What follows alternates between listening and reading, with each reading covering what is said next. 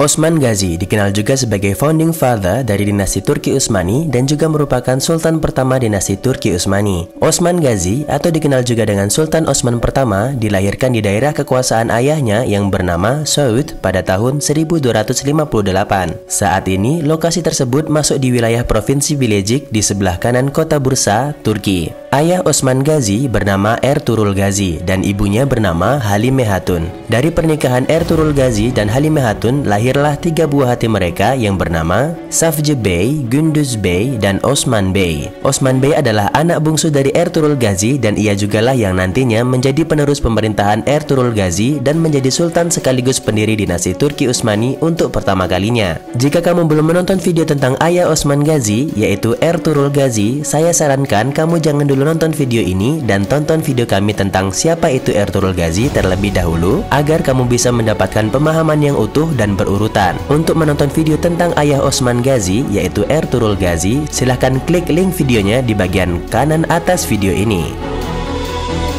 Masa kecil Osman Gazi. Sebenarnya tidak banyak dokumen yang merekam sejarah hidup masa anak-anak Osman Gazi. Namun diriwayatkan bahwa Osman Gazi adalah anak yang jujur, bijaksana, berani, murah hati, dan adil. Ia adalah sosok yang suka memberi makanan dan pakaian kepada orang-orang miskin. Ia bahkan tidak segan memberikan baju yang ia pakai ketika bertemu orang yang sedang membutuhkannya. Dokumen sejarah yang paling dekat mencatat sejarah di masa itu ditemukan berumur 100 tahun setelah kematian Osman Gazi. Dokumen itu ditulis pada tahun 1414, tahun 1464, dan tahun 1481. Buku yang membahas dokumen sejarah itu bisa diakses saat ini di dalam buku yang berjudul Dastan ve Tewarihi Muluk Ali Osman yang ditulis oleh Osman Tulu dan buku yang berjudul Behçetut Tevarih ve Aşık Pasazade yang ditulis oleh Syukrullah Effendi. Pada tahun 1281 ketika Osman Gazi berumur 23 tahun, ia kemudian menikah dengan gadis bernama Malhun Hatun yang merupakan anak dari Ömer Abdul Aziz, seorang wazir dari dinasti Selçuk waktu itu.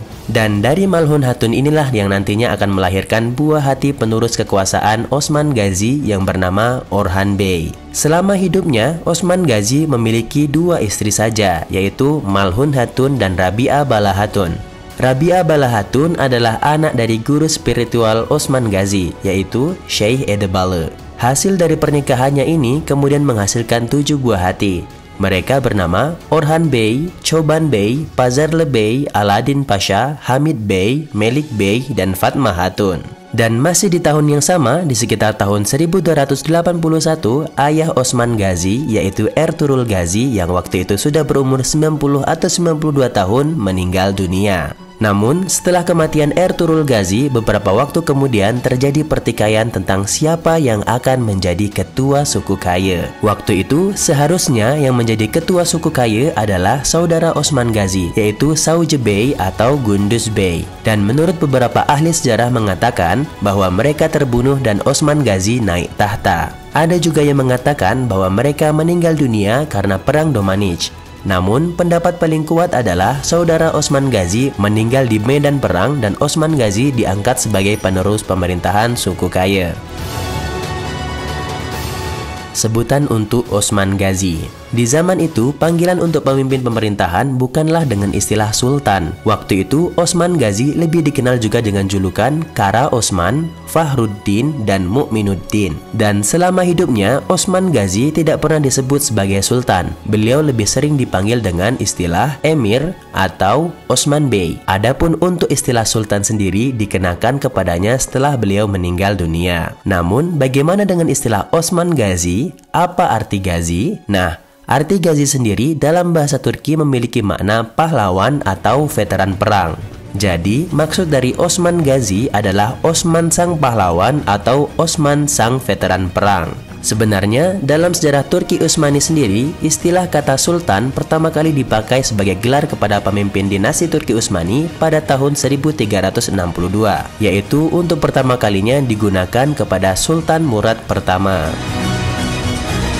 Pembentukan dinasti Turki Utsmani. Sebelum ada istilah dinasti Turki Utsmani, pada mulanya pemerintahan ini hanya berlaku kepada anggota suku Kayı dan orang-orang yang bergabung di dalamnya. Namun, setelah perkembangan anggota dan wilayah yang sangat cepat dan pesat, istilah suku kaya tampaknya tidak bisa mengakomodasi pluralitas yang ada dalam kelompok ini. Pada tahun 1288, setelah Osman Ghazi berhasil menaklukkan wilayah Karajahisar, setelah menaklukkan wilayah itu dan beberapa waktu setelah itu, populasi masyarakat meningkat. Dan karena sudah cukup banyak penduduk yang berada di sana, maka sholat Jumat juga harus dilaksanakan di sana. Waktu itu terdapat gereja yang kemudian diubah menjadi masjid.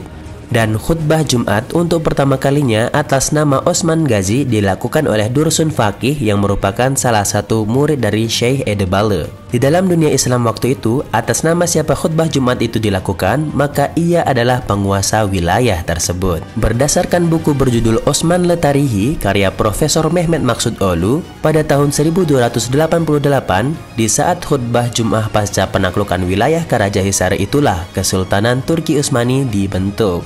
Adapun menurut buku The Sultans of Ottoman Empire karya Rashid Gundodu, dinasti Turki Utsmani terbentuk pada tahun 1299 ketika penaklukan wilayah Inegol di sekitar Bursa. Di sana, Osman Ghazi mendeklarasikan independensi Kesultanan Turki Utsmani. Dari beberapa sumber, deklarasi ini bersamaan dengan akan runtuhnya dinasti Seljuk, dan dalam sumber lain diriwayatkan pada tanggal 27 Januari tahun 1300, Sultan Seljuk terakhir, yaitu Sultan Ghiyaseddin Mesud kedua, mengirimkan spanduk dan bendera kepada Osman Ghazi sebagai simbol independensi pemerintahan Turki Utsmani di bawah kekuasaan Osman Ghazi. Kemudian pada tahun 1301 mereka pergi ke daerah Yenişehir di suatu wilayah dekat Bursa, dan di sanalah didirikan pusat pemerintahan Turki Utsmani untuk pertama kalinya. Nama pemerintahan Turki Utsmani untuk pertama kalinya bukanlah Osmanlı İmparatorluğu atau berarti dinasti Turki Utsmani, tetapi nama pemerintahan ini untuk pertama kalinya adalah Devleti Aliye Osmaniye atau berarti negara Turki Utsmani yang mulia. Dan sebenarnya orang-orang Turki sendiri menyebutnya sebagai Osmanlı saja atau Turki Utsmani, bukan Osmanlı İmparatorluğu atau berarti dinasti Turki Utsmani. Hal ini didasarkan karena kata imparatorluk atau berarti dinasti memiliki makna yang berkonotasi negatif. Guru spiritual Osman Ghazi. Adapun guru agama dan spiritual Osman Ghazi sama dengan ayahnya. Beliau bernama Syekh Edebale, seorang ahli agama bermazhab Hanafi dan pengikut ajaran tasawuf Wefaiyah. Syekh Edebale adalah Syekhul Islam pertama yang meletakkan pilar dan tradisi keilmuan Islam Turki Utsmani. Karena dari sosok beliau inilah pemerintahan Ertuğrul Ghazi dan Osman Ghazi dapat seimbang dalam mengatur bidang politik, agama, dan birokrasi negara. Ia adalah guru spiritual Ertuğrul Ghazi dan Osman Ghazi. Selain itu, Osman Ghazi juga memiliki guru agama lain yang perlu kita ketahui. Mereka adalah Dursun Faqih, Hattab Ibnu Ebi Qasim Karahisar, Syekh Muhlis Baba, Syekh Asyik Pasha, Syekh Ulwan Celebi, Syekh Hasan Celebi, dan Baba Ilyas. Dengan begitu, urutan politik negara, agama, dan spiritual Osman Ghazi berimbang dan mantap.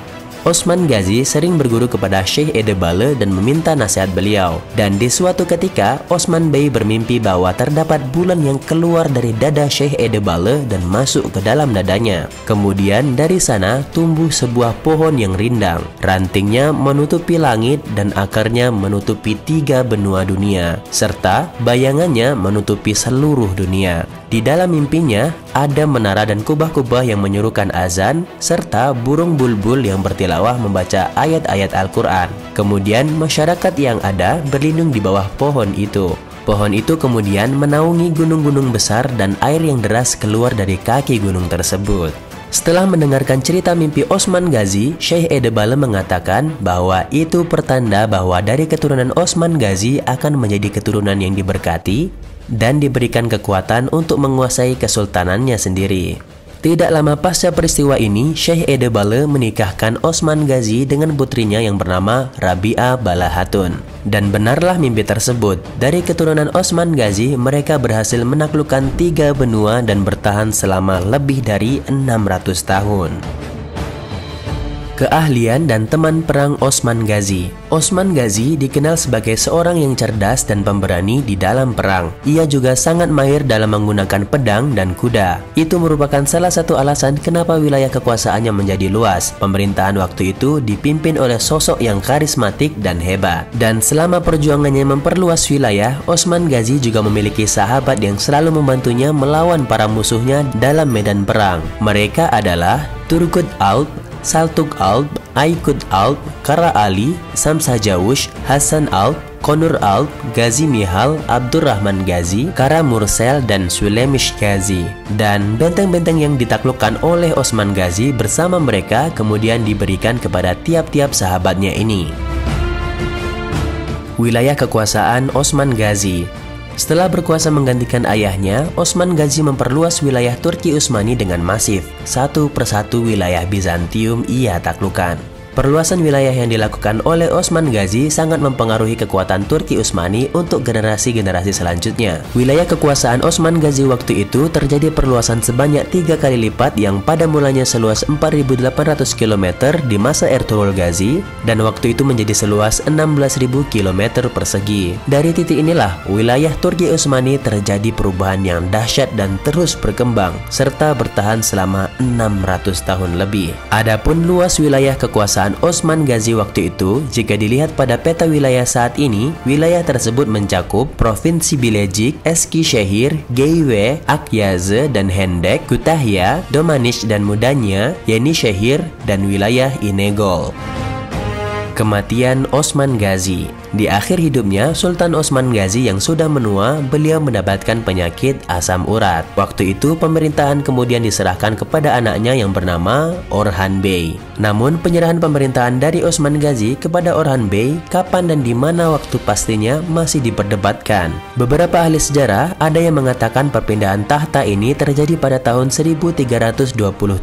Dan menurut keterangan buku Tewarihi Ali Osman mengatakan perpindahan kekuasaan ini terjadi di tahun 1320.